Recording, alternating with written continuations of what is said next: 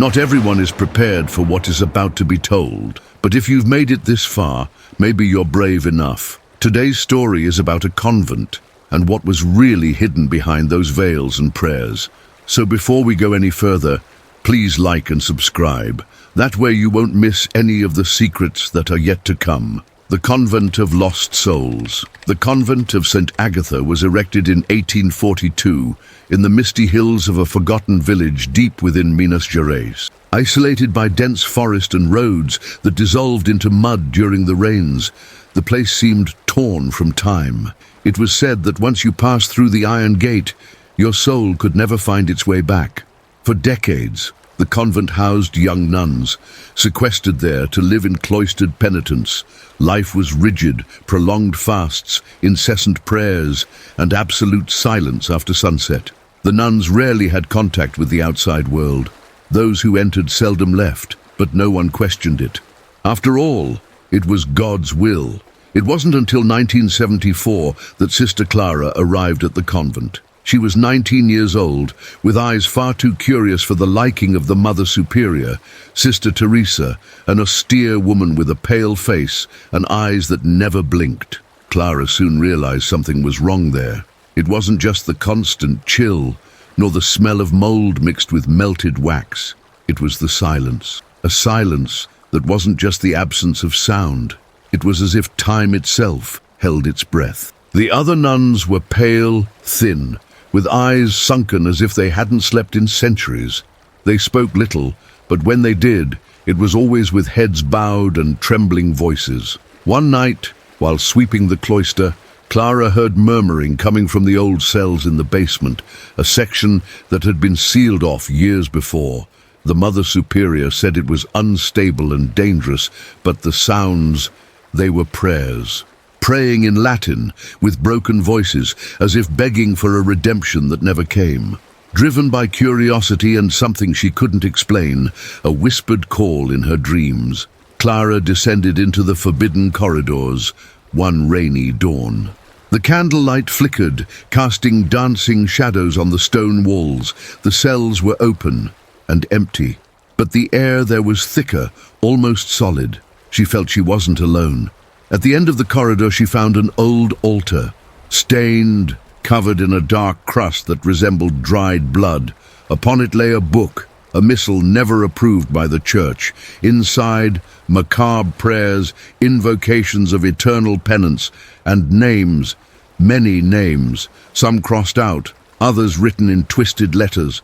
Among them, hers, Clara de Asunción. Terrified, she backed away, but a figure emerged behind her. It had no face, just a black veil where eyes should have been. It was tall, skeletal, and floated slightly above the ground. When Clara tried to scream, she lost her voice. The figure extended a hand, icy and incorporeal, and touched her forehead. In that instant, Clara saw everything. The convent had been an asylum in the 19th century, where hysterical women, witches and heretics were locked away until death. In 1886, a mass exorcism was conducted there, but no one survived. The subsequent nuns weren't novices in faith. They were condemned souls, trapped in a cycle of eternal penance. They didn't age. They just rotted from within. Clara fainted. When she awoke, it was morning. She was in her cell, but her hands were dirty with earth, and her habit was damp and heavy. She tried to speak to the other nuns, but none met her gaze, not even the Mother Superior. It was as if she had ceased to exist, or worse, as if she had become part of it. In the following days, Clara noticed changes. Her reflection no longer appeared in the convent's mirrors. Her shadow seemed to move with a delay, and at night, she heard whispers inside her cell, voices calling her name or screaming for help. Determined to escape, she tried to climb the walls one dawn. But upon reaching the top, she saw something that froze her blood. The convent was surrounded by a black void, as if suspended in another dimension. There was no forest, no village, no road, only the convent and the darkness. Desperate, Clara returned to her cell, where she finally understood. There was no escape for the lost souls. Those who entered were destined to serve for all eternity, in penance for sins that perhaps weren't even theirs. Clara disappeared days later.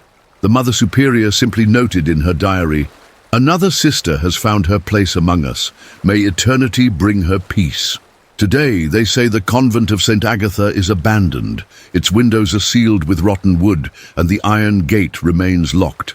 But if anyone gets too close, they swear they hear distant chanting, laments in Latin, coming from the basement, and some claim to have seen, through the broken stained glass windows, the figure of a young nun, looking out, as if still waiting for salvation.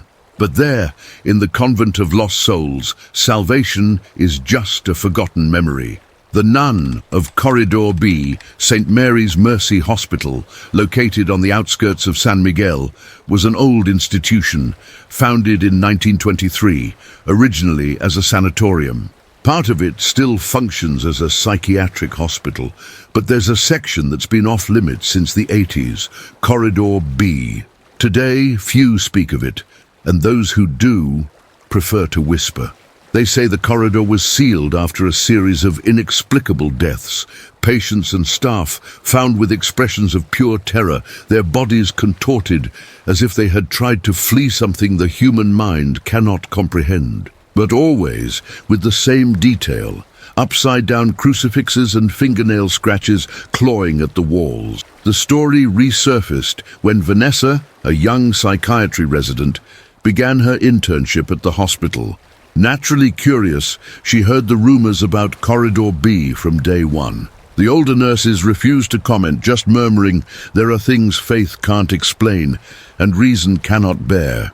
In her third week, after an exhausting night shift, Vanessa noticed something strange on the internal security cameras.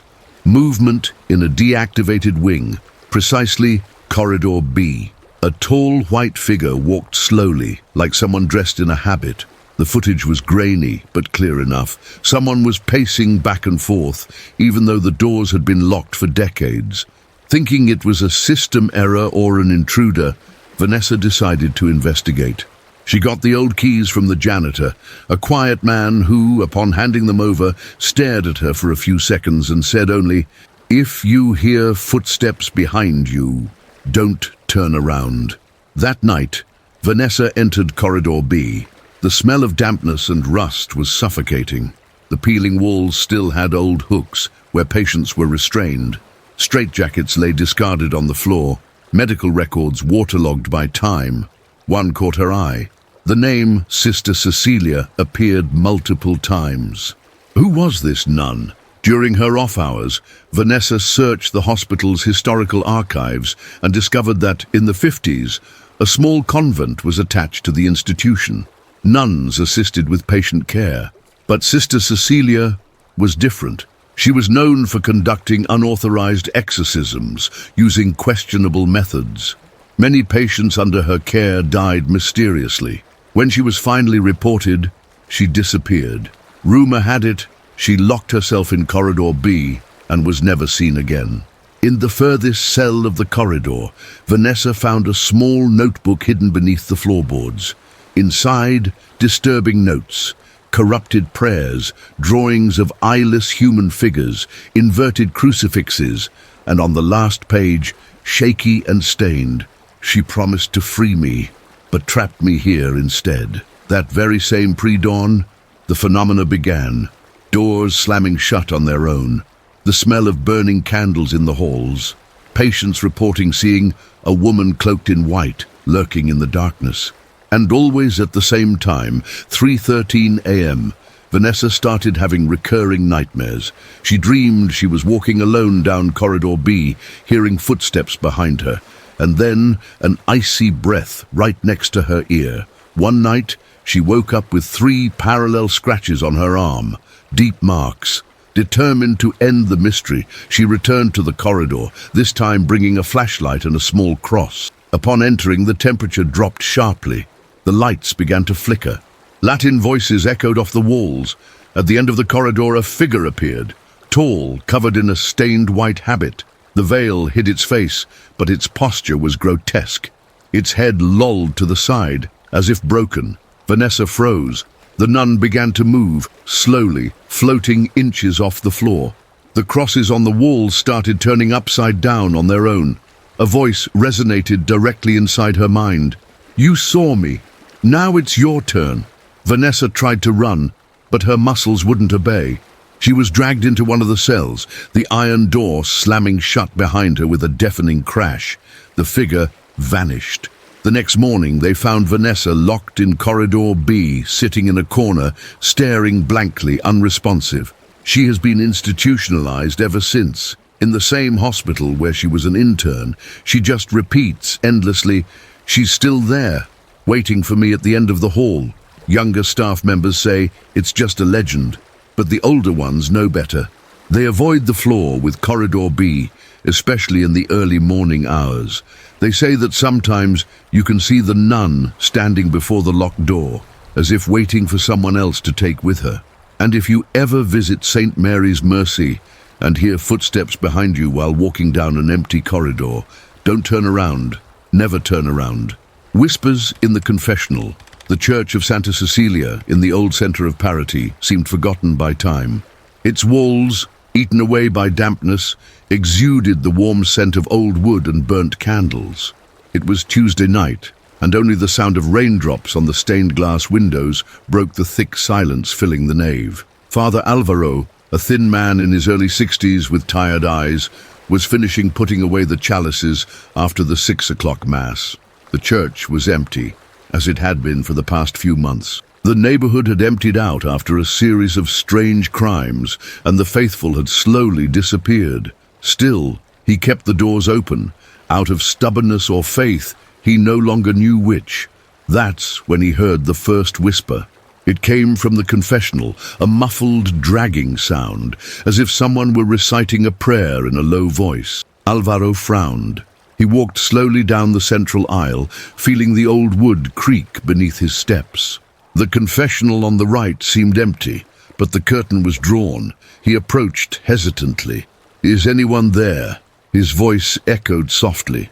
No answer, only the sound of the rain. He decided to pull back the curtain. It was empty. He went around, entered the priest's side and sat down, adjusting his cassock. Perhaps it was someone seeking guidance, he thought.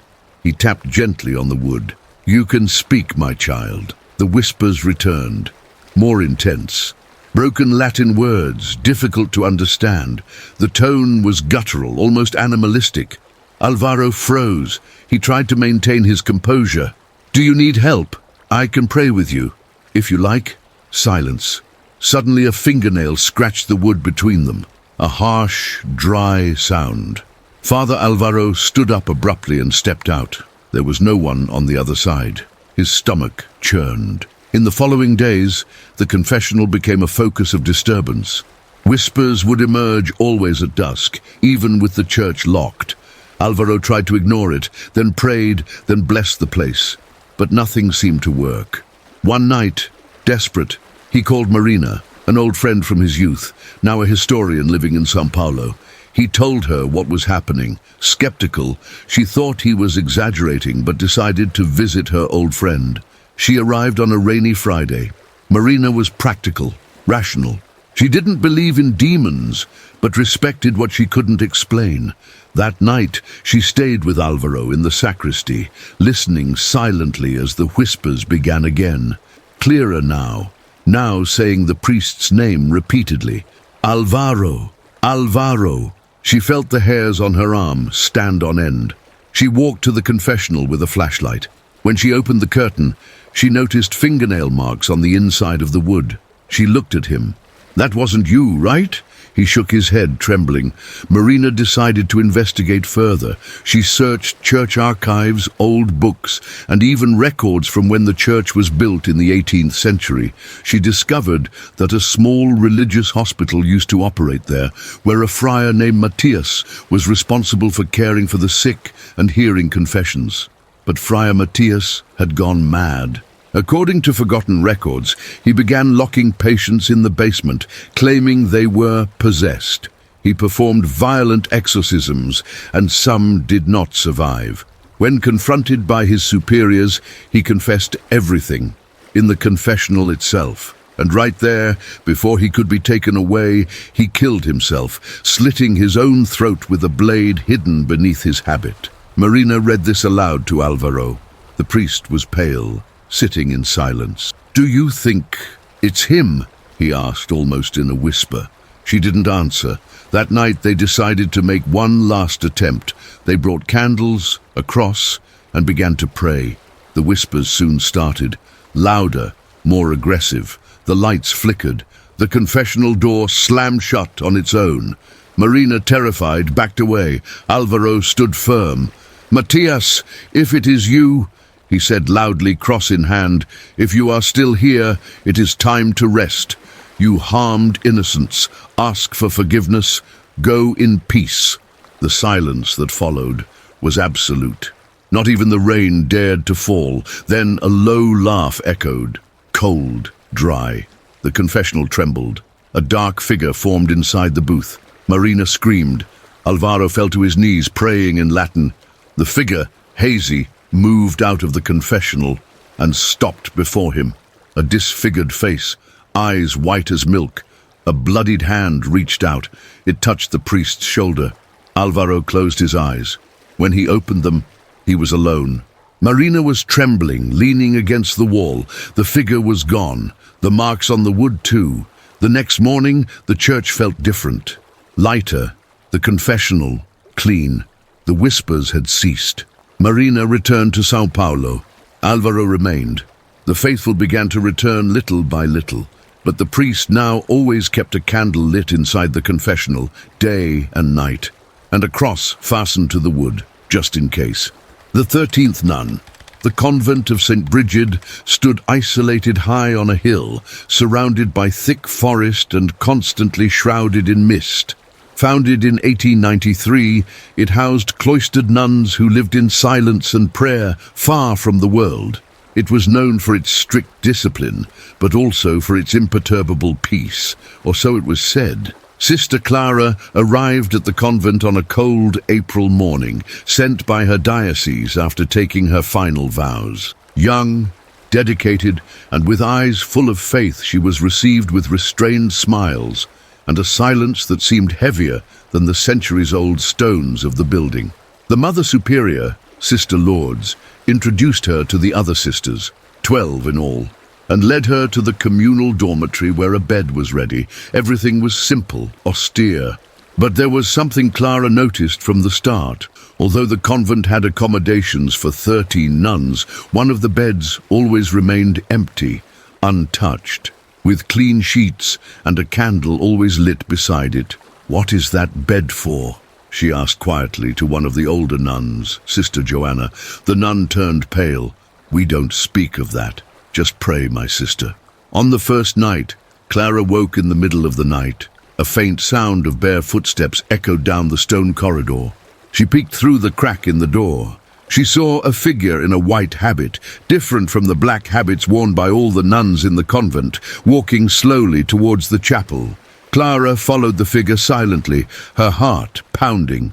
The chapel was dark, except for the candlelight by the altar. The figure knelt and began to pray, but her words seemed distorted, like a whisper muffled underwater.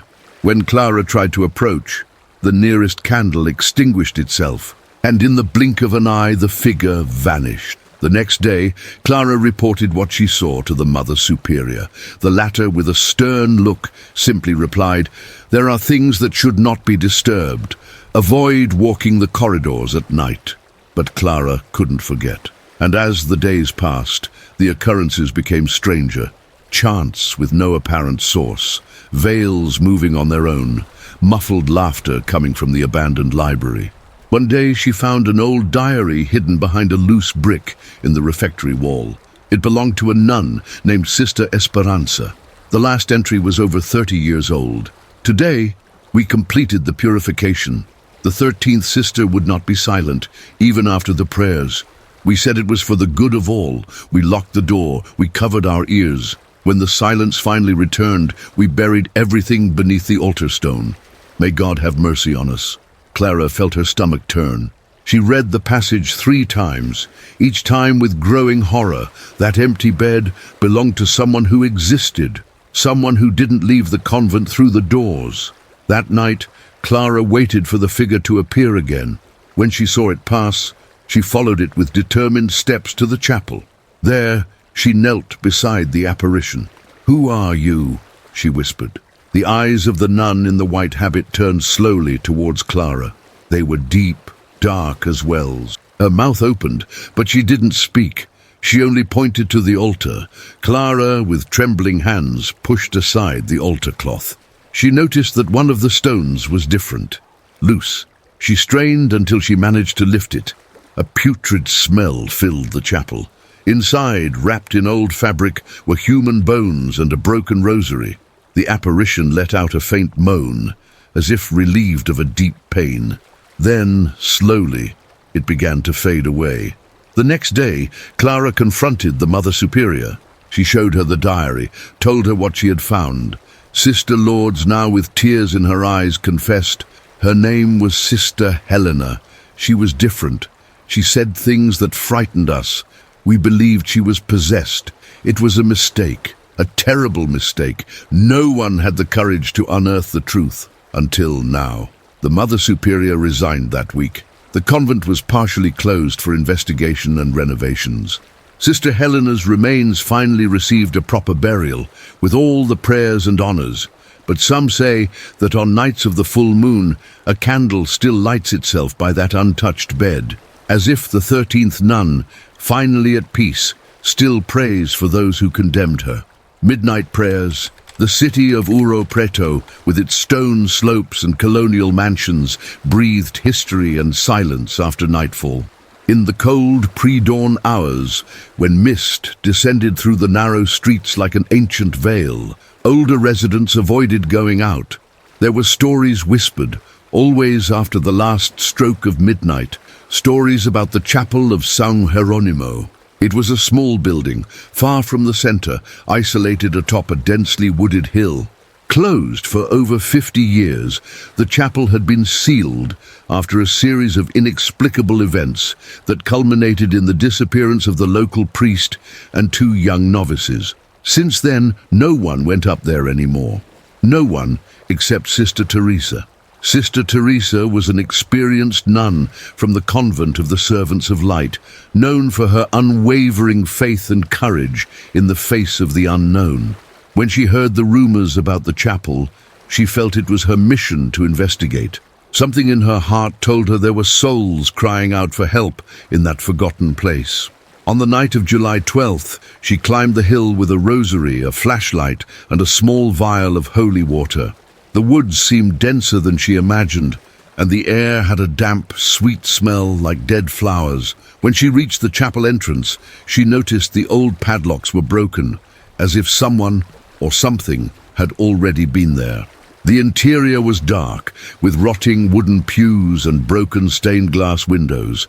On the altar, covered in dust, there were still melted candles and a crooked crucifix.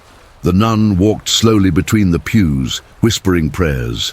As she approached the altar, she heard it, first a whisper, then another, until dozens of voices began chanting an ancient Latin prayer, Libera mi, Domine, de morte eterna. The words came from all sides. The rosary in her hand tightened on its own. The extinguished candles relit themselves. Sister Teresa knelt, her heart racing, but firm in her faith. Before she could react, the chapel door slammed shut with a bang. She began to pray aloud, her eyes fixed on the altar. A hooded figure appeared slowly, as if emerging from the shadows. Its presence made no sound, only brought cold, intense cold. Teresa did not flinch. The figure extended a hand, and the crucifix on the altar spun on its own, falling upside down. The prayer was now a frantic chant, and among the shadows moving through the pews, she saw faces. The missing novices, pale with dark, sunken eyes, repeating the prayer endlessly.